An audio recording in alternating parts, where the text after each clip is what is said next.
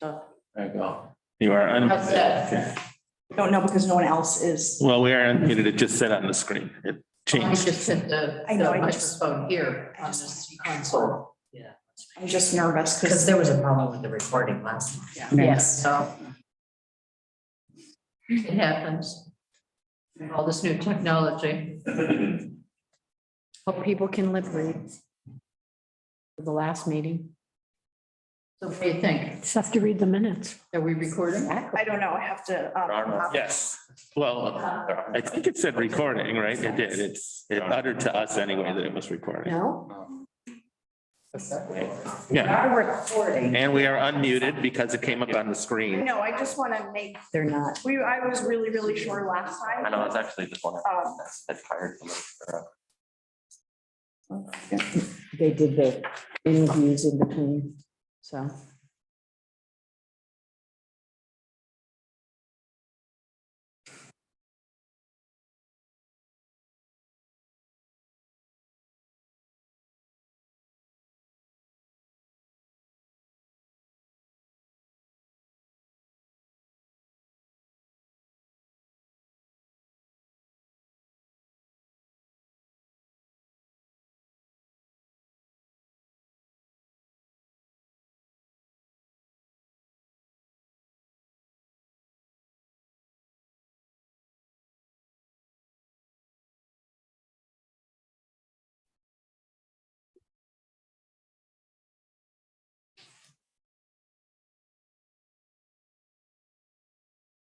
Feedback.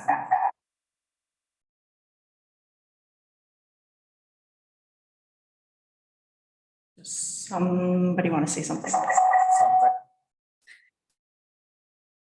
That's all you're gonna get. It's all good. Past 1, 2, 3.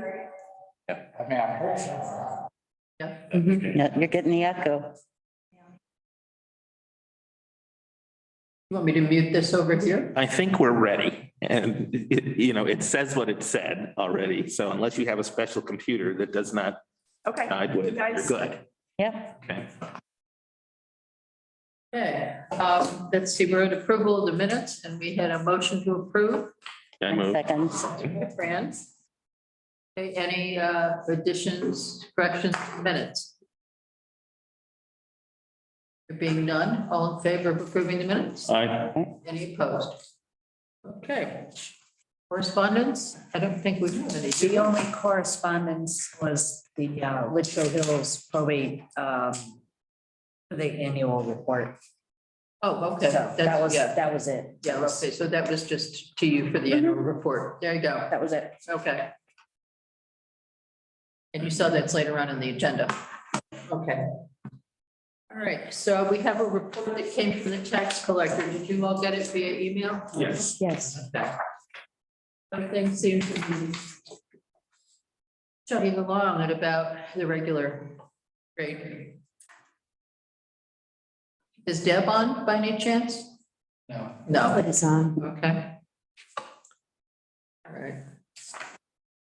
Any comments about the elections report? Other than my only question was, it's tracking with last year just in terms of what's come in so far? Is that? Yes. Yeah. Okay, yeah. That was my only question. We'll see what happens with the second round of payments. Right.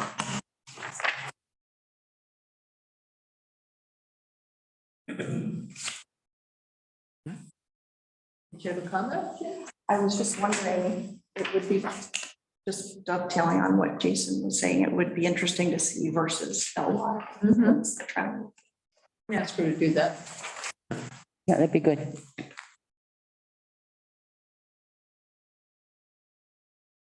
Okay. Hello, Scott. Hello. Got a Board of Education report for us tonight. Yes, I just have a couple of quick things. I think I'll start with, so we were going through on the facilities committee, our capital plan submission for this year. And we asked our architect to review the roof replacement that we have scheduled for the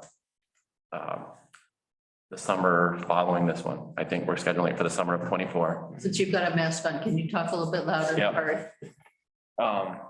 And he came back due to inflation and, you know, what we're all dealing with. I don't believe we have enough money in the capital plan for this next roof replacement that is scheduled to start in 2024. I have an idea, but I haven't had a chance to talk with members of the school community yet about it, so I don't want to get too far ahead of everybody. But I think I can. And what do you think? I mean, ballpark, it was his gut percentage wise, how far below the bogey Right. does he think we might be? So right now, we have 798,000 scheduled on that line for the capital plan. If the project were happening in 2023, we'd be $317,000 short of that. But he's recommending an 8% acceleration for every year of deferral. So if you add 8% to that, we'd be short $406,000. Now that's the total project cost before reimbursement.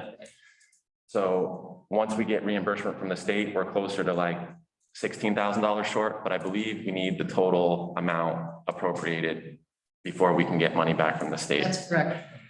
So my idea, which I want to underline the fact that this is just my idea that I haven't discussed with anybody yet, but just to give you all a heads up, we have about 407,000 in the capital plan for sidewalks and paving at the school. And I think that it might make sense to move that money down into the roof line. It would cover our shortfall. But I think what the school would probably make the school more comfortable about doing that is if we could have a handshake agreement that we would be allowed to encumber any unused funds at the end of each year into an account for that purpose, the sidewalks and the paving, until we caught that back up. Probably. But for capital expenditures. So at this point, it's just an idea. I don't think, you know, we need to spend a lot of time on it because I haven't really gotten approval from anybody on this idea. Well, and the question, and actually another way to, if we had to do it, would be to combine the two lines, right? So then that would enable the same thing to happen if you don't need one. Okay, well, we discuss it and. Yeah, so I'll call you back next month with a little bit more. Another question just on that is, the solar roof thing, does that interact with it? And is there, you know, especially given the changes since we budgeted for the solar roof, what's happened? We don't have any money budgeted for the solar. roof. Okay, so- There's no expenditure by the town. So the deal with we have with the Green Bank, they put all the money into it. Right. And the agreement is we buy their electricity. That's how they make their money back. So Right. there'd be no expenditure from the The town. power purchase agreement. Yeah, other than paying for the electricity, Right. which would be less expensive than what Gotcha. we're currently paying. Mhm. I think I mentioned in my report last But by month. the way, but when they do it, I mean, just put that on your list and double check with your architect. When they do it, quite often they do roofing as part of it. And so there may be some just for you to look at. I'm just saying, good to have, right? You know? Very good setup. Right. That, I think I mentioned in my report last that we were having, you know, there was some uncertainty about the deal at this point because it's been put off for 2 years now. And one of the big portions of roof that they wanted to place panels on, we had alerted them to early in the process that we were running right up against a roof warranty on that and we weren't really comfortable with it. And now we would be past the warranty of that roof. So we told them we can't use panels on that part of the roof. The section of roof above the gym, the slanted part there, our engineer is of the opinion that that can't hold any more weight. So the way their process works is they come out, they do the site visits, they pick a site in town that they like. They get an agreement that we're willing to move forward if everything can be made to work.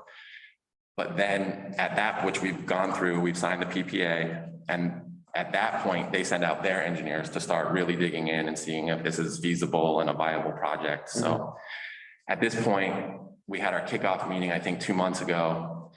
We brought up that large section of roof issue again, that it's going past warranty. We can't have solar panels on there.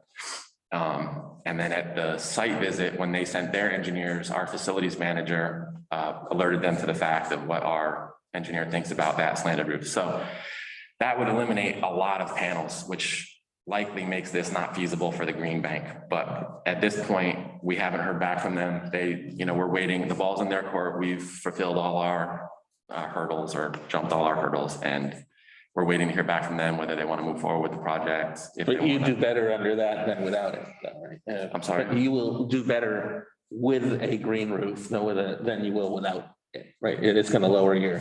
Yes, if they're willing to move forward with it, especially with the rise in prices Right. and us having signed the PPA before that really jumped. Mhm.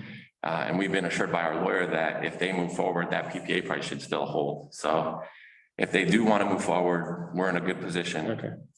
And we're willing to talk with them about, possibly placing solar panels over the parking lot, building a structure and doing something like that. But, it's, that kind of stuff is up to them because they're the outlay of cash. So, and they have to make it financially, workable for them. So we're waiting to hear back from them. I'm not sure where that sits right now. And Scott, you've obviously informed them a lot about that square footage that you can't use, Yeah, and, but that could be a factor at this point too, right? right. Yeah. That's right.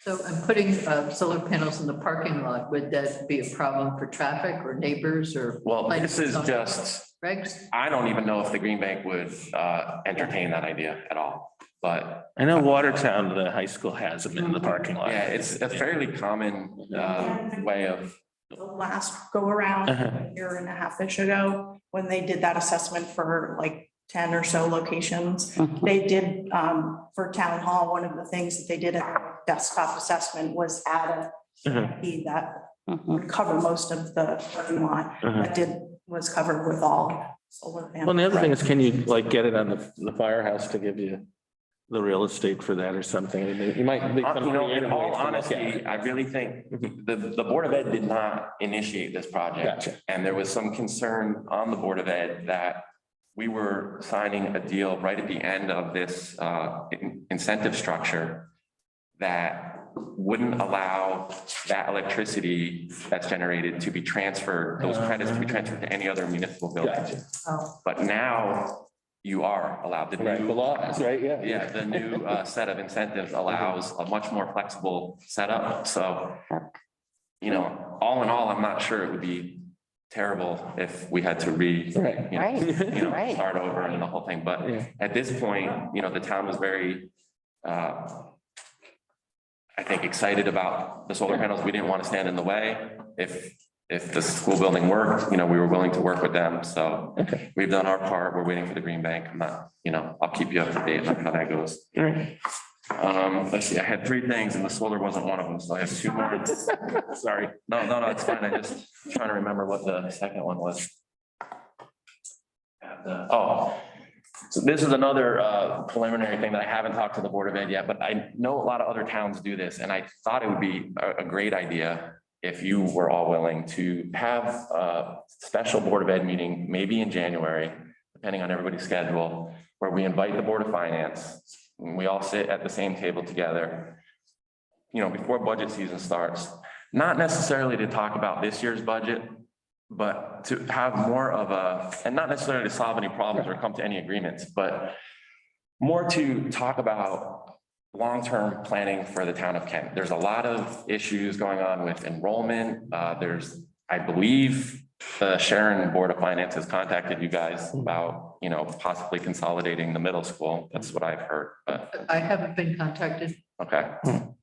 I was told that they were gonna reach out to you, so, Okay. Interesting. but that was almost 6 months ago, so I don't know. Oh. what happened. Yes, they never quite got around. So they might not be doing that, but that kind of stuff is in the air. The region has regionalized the middle school sports, and Kent elected to stay out of it because we were, Kent is really, it's a kind of an appendage onto the region. You all know, we're the furthest away from everybody. It's most difficult for us. And we were really worried that, I don't want to rehash the whole middle school sports thing, but, Right. we had concerns about participation, and we thought it would potentially limit participation of our students, so we didn't join. But all those issues are still in the air and brewing, and I think it would be great if we just sort of discuss those kinds of issues. You know, I don't want to caricature anything, but I know there's, you know, a push to maybe close down half the school building and use the offices, you know, for something else, get rid of half the staff, and that's a big step, and what kind of impact that would have to the town of Kent and the, you know, property values and stuff. And I thought it might be nice if we just, not with the goal of really coming to an agreement necessarily, but maybe just sharing ideas of where we think Kent is going and what is important, and, you know, what our priorities Yeah, to be just thinking about. trying to retrofit spaces to accommodate the population there, pre-K through 8, because, you know, the classrooms are somewhat different, as are the lavatories. Yeah, I'm not in favor of, I'm just saying, I know it's been Mhm. Wow. talked about. So instead of avoiding the issue and fighting about it all the time, I thought it might be nice to just start maybe once a year even. Yeah. Board of Finance, the Board of Ed, get together, maybe even the Board of Selectmen, and just have a discussion about where we all think Kent's going and, you know, how we want to start steering Kick around that ideas. ship. Yep. Makes a lot of sense. Okay. So, but I'll get back to you with details on that, because that's another thing I haven't talked with anybody else about yet. And then the last thing I had was, and this is totally, I understand I'm handing this to you at this meeting with the intention that we don't need to get into a big discussion about this tonight. I want to give you as much time as you want to review this, you know, take the month at least, maybe we can talk about it next month. But I know there's been discussion during last budget season about our tuition policy, and there's disagreement over whether we're costing the town money when we take a tuition student in. We feel strongly that we're not costing the town money. So I went through our budget. I took every line in our budget that could possibly be impacted by an additional student. And then I divided it by our number of students to get a per student cost for in addition. I ran this by our superintendent, our principal, and the Region 1 business manager. They all agree that it's an overestimation of the cost, which I spell out a little bit in the paragraph Because you've below. got a fixed cost, whether you've got one student or X students, which you need to take out of that equation somehow. Right, so, and I know there's other issues that relate to tuition, but this one small aspect of that argument of whether we're costing the town money when we take a student, I would like to come to some agreement on. And I would like you guys to take a look at this, see if we've missed anything, because if, you know, we are costing the town money, I think we would all like to change that policy, but we're fairly certain that we're making the town money. Well, You know, or that is that's right, right. or if you are costing the town money, then we just ought to be in agreement that, but there's some benefit to doing it if it's a cost. Yeah, if there was, but I really think we're so far from that number. My So- gut, by the way, tells me you are correct. I mean, you know. So if you just wanna each take one and, and it's up to you, you know, how much you, but I didn't expect to have a big discussion about it tonight. I know I'm putting this on you last minute, and I don't wanna rush the discussion. I want you to have plenty of time to look over our budget, see where we're wrong. And then we can discuss it. A lot of it depends on perspective too. Right. You look at it and how you slice it. Right, and if there's a disagreement, I'd really like to hear specifics so that we can address, you know, specifics where we think that equation is not right. So we'll talk about this in January. So we all. Anytime you want, probably not tonight. I think it'd be better if everybody, you know, had a chance to go home and really look at this and go over our budget and see, you know. Right, I said January, don't we? Yeah, but it doesn't have to be January. It could be February. It But could be- then it'll probably be one of the things as we start to put our ducks in a row for the budgeting process, so, you know. So it's kind And of, that's all I had. Okay, right. All right. so that's everything? That's everything. Thank you. Okay, Thank you. all right. Jean, how about the Board of Selectmen? Sure. So we have, right now, we have an RFP out for what we're calling a needs assessment for the Swift House. It's sort of a master plan needs assessment to possibly hire an architect, designer, et cetera, not for a design build project, but to assess and deliver to the board and obviously the board of finance. And it's all laid out in this scope of work that that's included in the RFP. That is due on January 6th. All the bids are due on January 6th. I just did a quick scan. It looks like we've had about 15 inquiries. So on the website, there's basically a form you fill out, and then you automatically get sent that RFP package. And we've had about 15 of those. Are you, by the way, right now, you're not using Swift House at all? Is that correct? Because it's not ADA compliant? Okay. And oh, by the way, and the goal out of this process will be some recommendations on including overall, here's what it's going to cost and pluses or minuses versus, is this an asset we ought to keep, or should we Correct. find some better use for the capital involved in that, which gets us to the same place maybe? Yeah, so the RFP that is out is really to provide a scope of work that, again, is not detailed drawings or construction specifications, but so what we did was we provided to anybody who downloaded the RFP is the first Swift House Task Force, sorry, I'm reading from the RFP, action plan recommendations that they did in 2021. Our ADA checklist, which is a very long checklist that John Worthington and I, who is a ADA professional over in Litchfield and a local resident, he and I walked through and did this whole checklist. And then from that, we created implementation plan, and it's based on how the ADA is set up. They prioritize the different pieces and parts that you need to comply with. And so we followed that outline and created that report. So it includes things like ADA compliant parking, walkway and entrance, ADA compliant interior, and this is under the assumption that we would only be using the first floor after conversations with John Worthington, the building department, a lot of other people. The second floor, if you've ever been upstairs in the building, it's not really, it would be a heavy lift to provide access for the public to there. We'd have to. You also, just for the town, for the municipality, do you have an overall, I don't even want to say long-term, but medium-term space plan in terms of here's how much square footage you have, here's how much you're going to need, and is Swift House part of that equation, Do not. And maybe I would, just as a suggestion, say in your planning process, that might be worthwhile, because I think it's kind of hard to look at Swift House alone when we hear these other rumblings of the space needs. And so, Right. I just put that in the suggestion box. Yeah. Okay. And that has been something that's come up, we move social services over there, Park and Rec over there, different. So another question, is it a historically designated building? Is it a federally historic building? Current. No. Marge and I are hoping to meet in the next couple of weeks to talk about that, because Well, and there are pluses and minuses to it, right? In terms of Grandmother something in. That's right. And eliminate the need for some of the very expensive Right. compliance work.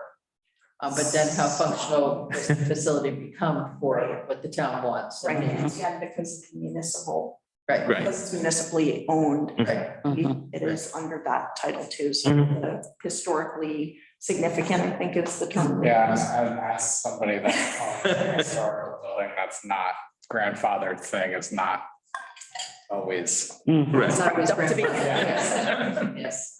So we're under the assumption that not assumption, under the understanding, after reading a lot of Title II in the ADA, that we're going forward with needing to be compliant. And so it includes the parking, walkway, entrance, all of the very detailed. By the way, and have you done any time recently, any kind of an assessment just of what the building's actually worth and market value wise, given that the town has appreciated so since over the years? And I always say you have to ask the question, even though, whether or not there's any benefit to looking at that, or there are other uses for that where you might sell it and take that capital and pour it into something else Right. This blank. Yeah, there's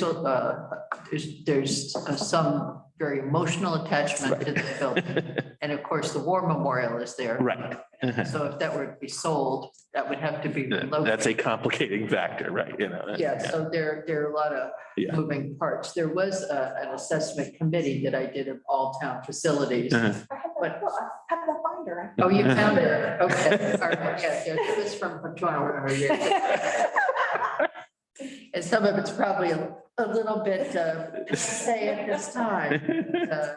Anyway, I'm glad that there was of some value, that it Yes. I wasn't just appreciate it. pitched. Having it, all of those buildings in one place was helpful. And the buildings that people take care of that are town buildings, and they just take care of them themselves, Yeah. pay for everything out of their own pockets. It's amazing. Yes. So, Another one of Yeah. those things in the hopper. So there was a fair amount of information that went into the RFP. The plan is that we'll have a number of proposals to look at, which also is going to give us a better, because we don't have, there's no funding in the budget Right. for this. So this is going to give us some guidance as to where to head next, where to head with you with conversations. So I think it's definitely going to be very helpful for yeah, us. so Emily Hobson had left about $30,000, but I think that was depleted long ago. Yeah. That was depleted last year. Wow. Mm. Yeah, that's what they used we used that for the roof. Yeah, Maybe the removal of one of the chimneys. Mhm. So that's coming up next month. We also had a walkthrough for anybody who expressed interest on a specific day. Joyce went over, opened up the building, and I think there were 2 people who came and walked through and looked at, mechanicals and in the basement and all the different pieces and crannies in that building. I just got notice tonight that the DPH is going to be closing down the test site over at the transfer station.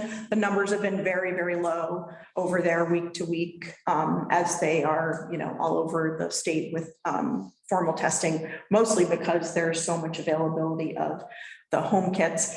And shout out to Samantha from Social Services. She was able to get for us through the Connecticut Food Share. Was it 800? Yeah, 800 home kits. But now they're making the home kits with actually 4 tests. So we actually have 2,400 tests. So we'll be notifying the community and also letting people know that we have a new bolus of home kits. do the nurses have those at the school too to give out? Yes, we have something to give out. Families. Yep. Do you have a date, Jean, for the closing? They said the 31st, so I had it here. And I guess the federal government has just re-upped to the mail-in program for the home tests. And I would suggest in communicating it, remind folks they can do that too, because that will Right. reduce the pressure on your inventory. I thought we would have more people coming in this Yeah. week, but we also haven't, made an official announcement because we just got the tests in last Thursday and we had to put labels on them because the FDA extended they're all expired, but the FDA extended the expiration date, but we're responsible for putting 800 labels that I put good use to our fluorescent pink mailing labels that have been living in the supply closet for a little while. One of the things that we're going to be discussing tomorrow at our Board of Selectmen meeting is a recommendation from the Park and Rec Commission for use of some of their capital funds. They made a decision, they picked a playground design.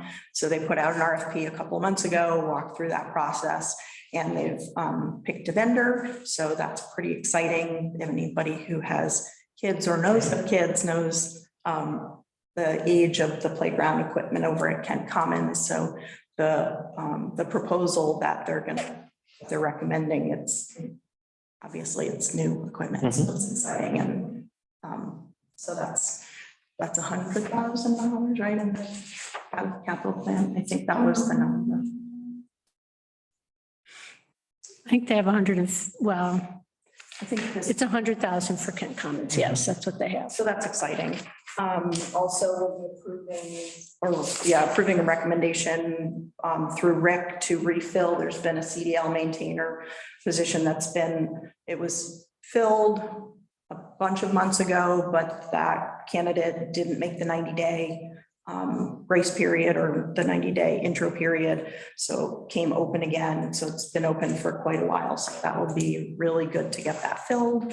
And then Will tomorrow. they cut down on some of the overtime? Most of the overtime is snow or other, I mean, this time of year, I don't think they do. There's not a lot of overtime, just plain overtime from what I see coming through. And then we're gonna be spending a bunch of time on the capital plan tomorrow as well. High points. Okay. Madam Treasurer. Okay, I handed out, Any news on, is the cell tower Oh, yeah. Up and operational. up in operation? At AT&T, it is Not Verizon. right. Heard, I haven't gotten confirmation.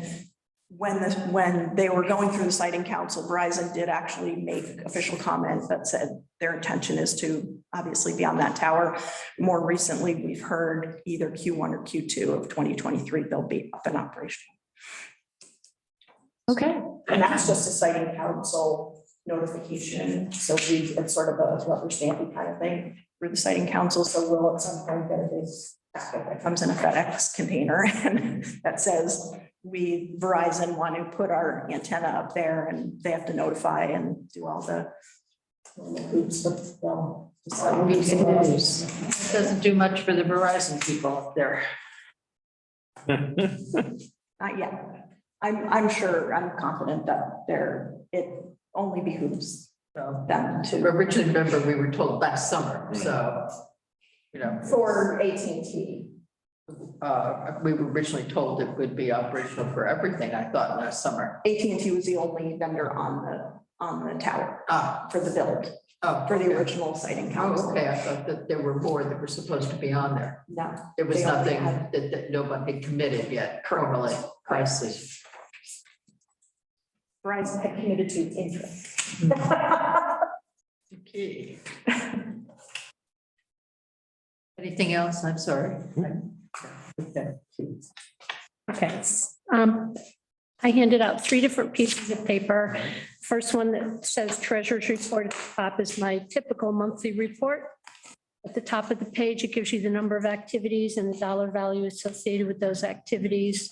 It compares the previous month to last month, because I only do it through the end of the last month. Then the next section is the actual versus budget. That's actually to date.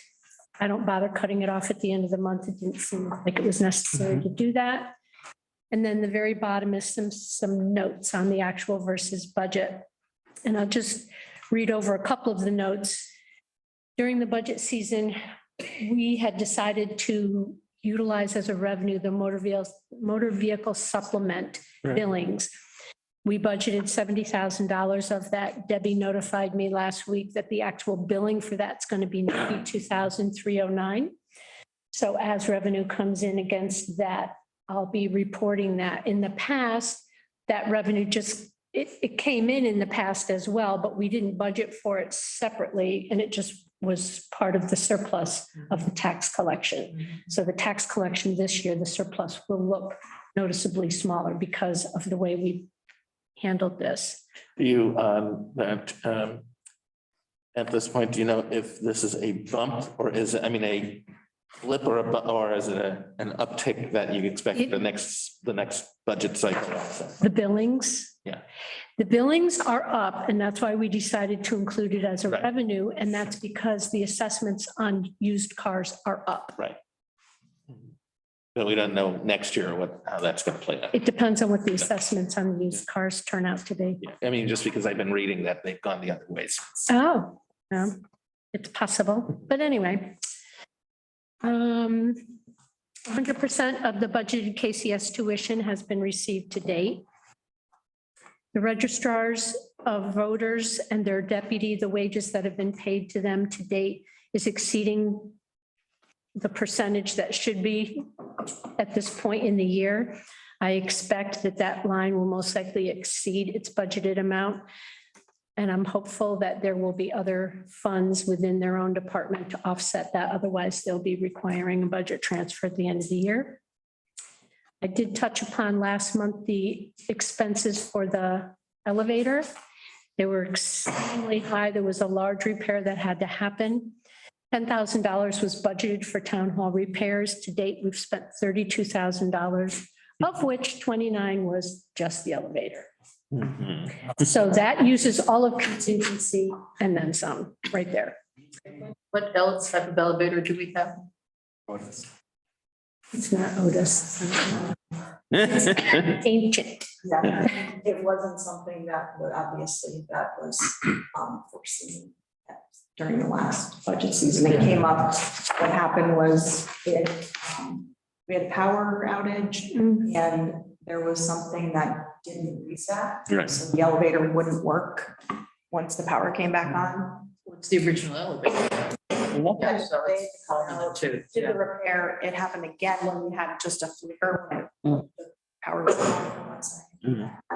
So we had them come out again, and each time it costs a lot of money to come out. So we asked them to take a bigger look because you can't keep just paying. It was like $1,000. 15, I think, every time they come up for a call. So they let us know that there was, some bigger issues that had to be addressed that cost that much money. And that bill alone was $23,000 for the bigger issue. So anyway, so everybody's aware, it's going to be a budget transfer needed on that. And Was there any discussion about having to replace the elevator, or is it serviceable for? no, not in my office. Future. We should probably have them come back and give us like a proper big picture, because it's been there since 1989. Yeah, it'll be a big box, but Oh, yeah. just to have an idea, because I'm sure Yeah, and it's only maybe it's got so something, much shelf life. right, and maybe it's something that we need to start putting in the capital. So we can, And then the very bottom there is a little bit of information about the Swift House. It was $8,000 budgeted for their repairs and maintenance line, and that's already over for the year. They spent $7,500 just to replace the sills and trim and drip edge and clean and stain the benches. And then there was $1,000 plus to change all the locks, I think, right? Too many people had keys. Yeah. So it was just time. So there's probably going to be a budget transfer to that line as well.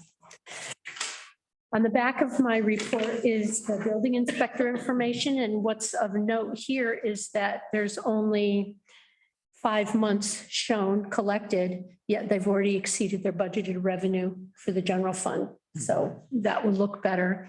The other nice piece of this report is that the construction value of the building permits that have been issued is already at 27 million. And I know I say this every month, but it doesn't translate dollar for dollar to the grand list, but it does translate to the grand list. And there will be some modifications on the grand list as a result of the building permits that have been issued. So that's a good thing. Trying to get any sort of service thing into your house is like impossible right now. Still, yeah. Right. The other two documents I gave you both are concerned with capital, but I'll just talk about this one, the one that's in landscape. This is the current capital projects that are open, that are ongoing. The far left column tells you where the balance for that project was at the beginning of the year. The subsequent columns to the right of that tell you what the activity is at the very top of the column, and then the far right column is the balance today in those particular projects. I'll draw your attention to line number 11, Highway Carter Road. That's a negative $153,000. We have a state grant outstanding on that of over 400,000. So once we receive that funding, there'll be 250,000 plus minus, which I believe Rick will be using for paving on that road, but I'm not positive. The other two that are negative. Those are the smaller ones, the 73 and the 597. There's a one up above 2053. Those are just small projects that I believe are complete, and we're going to end up probably closing some of his other small projects, diverting money to zero out the ones that are short, and just whatever's left goes back into the 5-year plan, because he has at least 4 small projects that are done. So we'll wait till closer to the end of the year to do that piece. And then down on the bottom, number 37, streetscape phase 1. As you can see, the streetscape looks spanking new and wonderful at this point. We have 2 grants outstanding on that, totaling $900,000 that we will be receiving from the state, and that's going to leave us about $600,000. Now, we do have a funding appropriation for both of those projects. I don't think it's prudent to go out to bond for $600,000. That's just the cost. It's not going to be effective. I'm not really sure what the timing is on where phase 2 is. We haven't had a meeting with our state liaisons in a while. And there is some requirement that you can only have bonded funds in-house for a certain period of time before they have to be expended. So it's a little bit of a dance to coalesce all of this together. There is a real possibility, and I'll float it here tonight, that we don't need to go out to bond at all to pay for this project because of the state grants that we've received, the federal grant that we're going to receive on phase 2. It would draw down our general fund reserve, but it wouldn't draw it down to an unacceptable level, and it would leave us in a position of not extending any debt to complete this project. So I'd like to explore that a little further, get a little more information about the timing And you'll do some side-by-side analysis. The big question, of course, would be cost of debt also. The debt, rates have moved up a bit, but really long-term rates haven't done that. well, in discussion with another contemporary who does the same thing, they just issued a bond they got 5%. Right. But if we don't have to, why bother, right? If Why we've been, spend the money. if we've been trying to spend down the undesignated general fund every year, and every year we're not spending it down. But in light of the capital plan that you sent to us, or the original capital Right. submissions, it Yeah. was just, Well, I thought it was important for you to be able to look at what's already happening, the projects that are there, what the balances are there, before you start looking at what everybody's asking for. And I've been telling everybody this. I sent this original proposal to everyone because I want everyone to see where it's starting. It's not helpful for your board to get it after it's been massaged, and then you don't understand where it started from. So this, now you know, you've got all the documentation. As Jean said, the selectmen will start looking at it tomorrow and start discussing it. But everybody's starting on the same page, so I think that's important be very helpful. for this. I think that's for my report.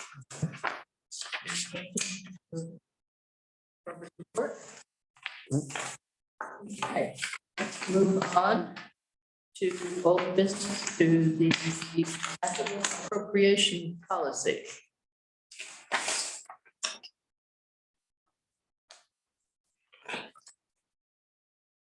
So, any questions or comments on the first page?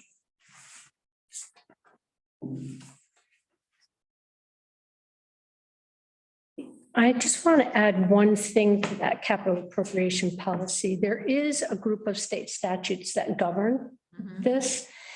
And They should be referenced at the end. well, they should be referenced, but also keep in mind that one of the requirements in the statutes is that capital projects, before they can actually be executed, have to be approved by the taxpayer. So there is no leeway to create a non-lapsing fund that doesn't have a specific end project. So there's no such thing as a capital projects. Well, this year we can spend it on this thing, and next year on that thing, because you can. So I just wanted to make sure that everybody was aware of that. There are statutes that govern this ability for capital savings. This June, riding around. Yeah. So I had a couple of comments, questions, kind of discussion things. So in the first paragraph, and I guess it would be the second sentence, for taxing purposes only, the first 5 years, known as the 5-year capital projects plan, will be considered in a calculation of, instead of saying expenditure, I was going to suggest we say for the capital budget. Because it's what's being considered to go into the budget. Yeah, It's not. being I considered to think that be language was expense. lifted from George's original capital description, because he's the one that created this document. Mhm. So I think that's where that came from, but I could look at it closely. Yeah, I'm just trying to make it more, specific as to what it is. 'Cause Yeah. We're not spending it, we're budgeting for the expenditure. And that's what the plan. Well, you're is. taxing for it. But that doesn't address taxes. Well, it does here. So, and then you have the same verbiage in format where you say on the format section, in the third section there, for taxing purposes, only the first 5 years will be considered in a calculation of expenditure for the capital budget. I wanted to add that tag at the end there. So maybe we take it out of the first paragraph and add it to the bottom, or, just try and make the language a little bit better in the first Yeah, paragraph. I can look at it. I wrote this, I think, back in 2012. I know you did it a So long it's time been ago. a while, and I really haven't done anything with it, but to give it to you guys to have somewhere to start. So it's not like I'm trying to get you to approve this plan. It's just somewhere for you to start. Okay, but what I can do is I want to bring these things up, and then I can give this to you if you can read my chicken scratch. Mhm. And you can think on it. And then in the process section, which is the fourth section, shall undertake project expenditure within 2 years of the project's completed funding. Now, can people go out to bid before the funding is complete? Yes, Okay, so this gives them the push to get out to. yeah, because technically, once we've taxed Yeah. the taxpayer for anything that's in this first 5 years, Yeah, that funding is available. So Yeah. once it hits here in the first year, that's actually the 5th year out, we don't have to wait until it gets all the way over here to start doing all of the planning and preparation Okay. for the project. And Rick doesn't. He goes ahead and does what he needs to do. okay, so, and in light of the supply chain issues that we're seeing and all, is 2 years reasonable? Mhm. I've got an HVAC project going that was approved last spring.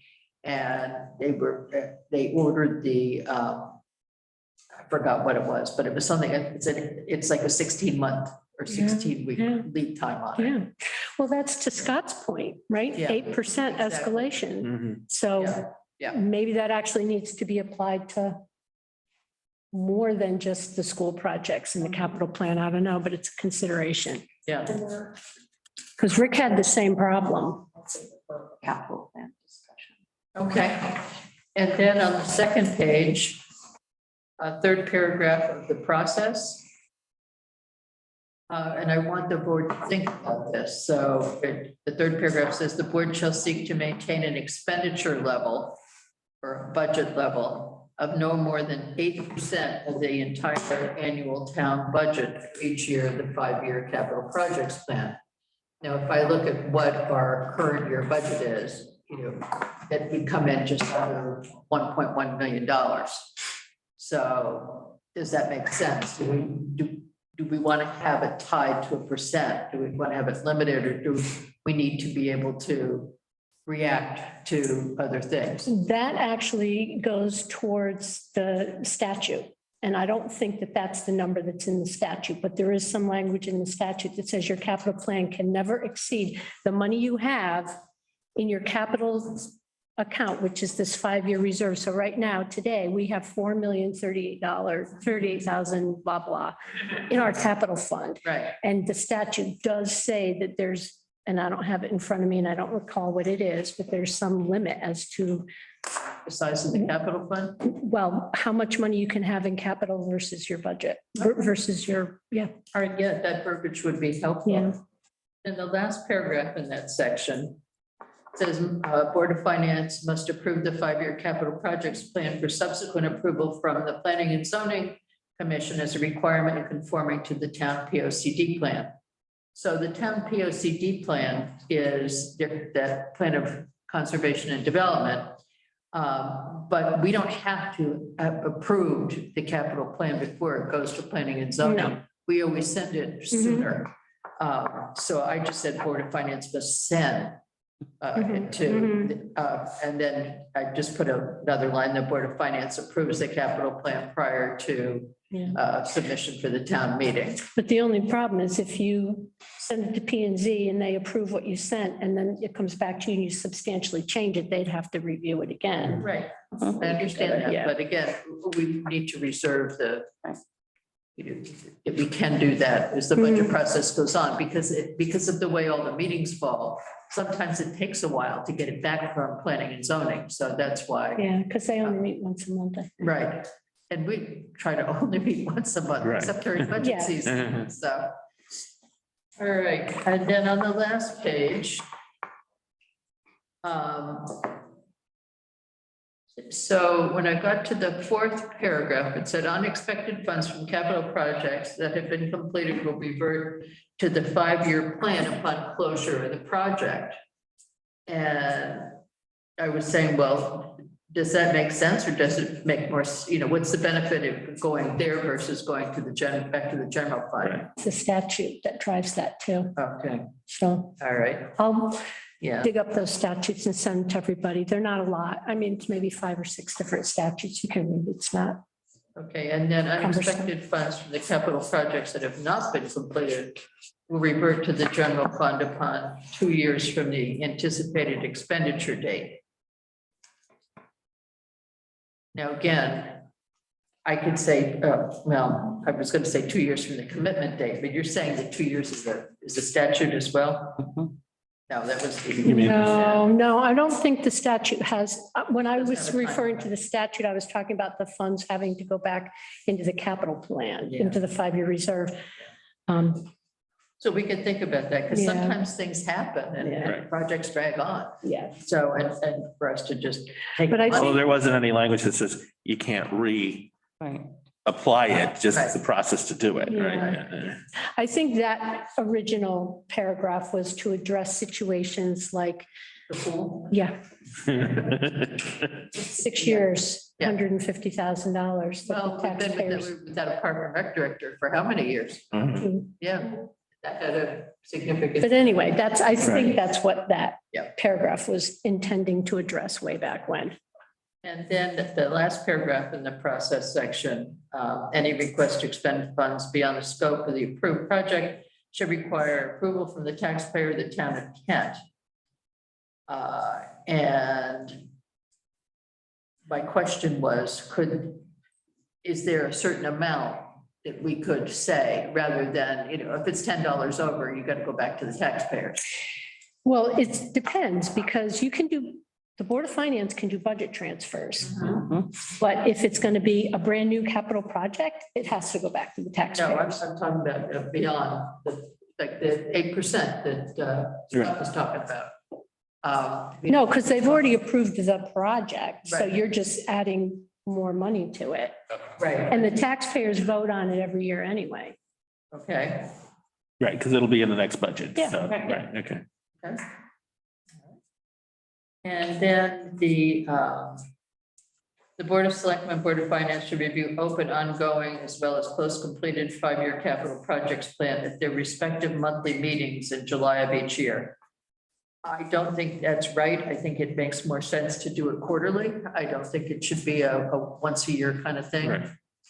So, Well, I and to pigeonhole it into July when frequently we try and avoid it. No, I think the intent of that particular sentence or paragraph was only to close out the year. That was only to look at what projects could be closed, to close the fiscal year. That's all that was for. Okay, so What's the language? Yeah. I think it would be good to look at it more than Right. once a year. But that's this report that Uh-huh. that's referencing. Yep. So, and you all can think about it, you know, it makes sense to do twice a year. You think once a year is enough or whatever. And then, let's see. The Board of Selectmen, Board of Finance shall have an approved 5-year capital projects plan to present to the town of Kent at the annual town meeting held in January of each year. Now, I assume that the intent was that it's the current year capital plan, not next year's capital plan. I apologize, I wasn't listening closely. What was the sentence again? Okay, it says, Board of Selectmen, Board of Finance shall have an approved 5-year capital projects plan to present to the town of Kent at the annual town meeting held in January of each year. Yeah, you're gonna have to change that language because you don't have an approved plan. That's my point. Yeah, Yeah, you can give them last year's. That was the pie in the sky. Yeah, we're gonna be really efficient and get this done. No, that doesn't happen. Mm-mm. not happening.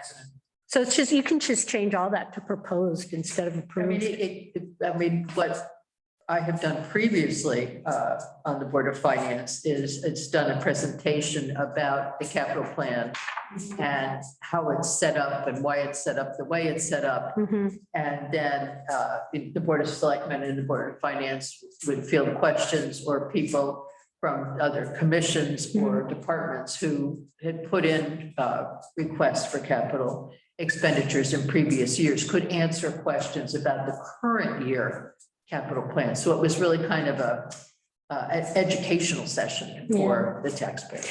But I think the goal was for the taxpayers to actually get a look at this proposal. So I think if you change that to proposed capital plan, I think it'd be way too early in the process. but that's what they were doing. Yeah. That's what Bruce was doing. He was presenting this proposal so that people had a chance to weigh in and give their opinion about whether the fire department needed X, Y, Z, or whether Rick needed ABC or, Mhm. Previous selectmen did not do it that way. Yeah. They used the current year. Yeah. So it was more of an educational. session. yeah. But this, So think about what you want to do. Yeah. If you want to do it. Well, the last couple of, I know for the last January's, we had been doing it as a, here's the sort of draft. But I do like, I kind of think of it as a mashup. I think it would be great to have the Board of Finance. Do a little tutorial, yeah. That would Yeah, be great. PowerPoint or whatever, yeah. Yeah. Okay, then the standards, excuse me. The first paragraph at the end, it says that the capital expenditures represent non-emergency spending on projects or purchases beyond the normal levels of current operating expenditures. That certain standards must be applied in determining the eligibility of a capital expenditure. I would suggest that we kind of are a little more specific about what kind of standards. What's the We talking about standard? accounting standards, or are we talking I think we're about? talking about cost and longevity standard. Right? So you don't put something in the capital plan that's basically disposable. You want something that has a 10-year That's why I was saying accounting Yeah. standards. Yeah. As opposed to just standards, like, fixed asset It's standard. not arbitrary, that's right. and then I would take out that last sentence. The Board of Finance deems the capital expenditures must fit within these parameters and meet the reporting guidelines. Yeah, I don't remember Yeah, where that came from. that's- either. Yeah, so. We'll just scratch it off. I don't have a copy of it in front of No, me. I so I was gonna haven't say, been I taking can notes. give you this one marked Okay. up, and you can Alright. take a look at it and then let me know. Or, you know, or if you have questions or like, what the heck did you write? Well, in the meanwhile, I'll just send you all the statutes. Okay. All right, so we'll come back to that either meeting or for January or February. Mhm. Does that work for your schedule and your Yeah. workload? Yeah. Okay. All right. So we need a motion to go into executive session So moved. to discuss the regarding the candidates to fill the open position. Second. Okay, Tegan and Fran. Make sure. Now, yeah, now, reason not the room. I've been told during executive session, hey, so leave the recording going. No, Show the, no? Yeah, we always stop. You the can't. recording. Okay, all right. If we were only on Zoom, we would have everybody in the waiting room. Yes. We would stop recording. Okay, all right, that's fine. That's fine. No. You should. Go home, Scott. Spend time with your family. Go on it. It's almost Christmas. No, we're not, yes, I can go about it. Before I Right. leave the room. So all in favor of going into executive session Hi. to discuss the candidate, successful candidate, for the position? Any opposed? Okay,